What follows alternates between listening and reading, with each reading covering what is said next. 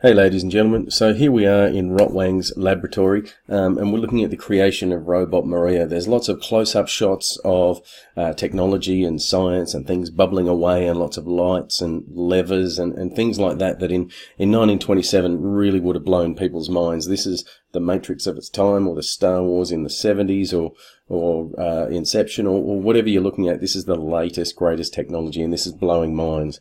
But what the movie is presenting is that this technology is not being used for good. All right, and I love this little bit here. We're just going to pause this up. He's about to sort of pull the trigger to switch the identities between Maria and give her identity to Robot Maria, or her likeness. And there's this wonderful pause here where he just thinks about what he's doing, and then he realizes, he's an angry, mad professor, and it's time, and it's, that look in his eyes, and he just gets really excited. Now, this is just blowing people's minds in the cinema, on the big screen. Music's a crescendo, okay? Now, the robot, which Rotwang sees as being able to be the worker of the future. They don't need to sleep, they don't need to eat, and they can just do everything. And this highlights this fear of technology, that people are losing their individuality, but also possibly losing their jobs. And I mean, we have the same conversation at the moment with AI. Okay, but we have lots of movement, and the longer the transformation goes on, similar to the Moloch scene, we have Rotwang getting more and more excited, and his movements are getting faster and more exaggerated.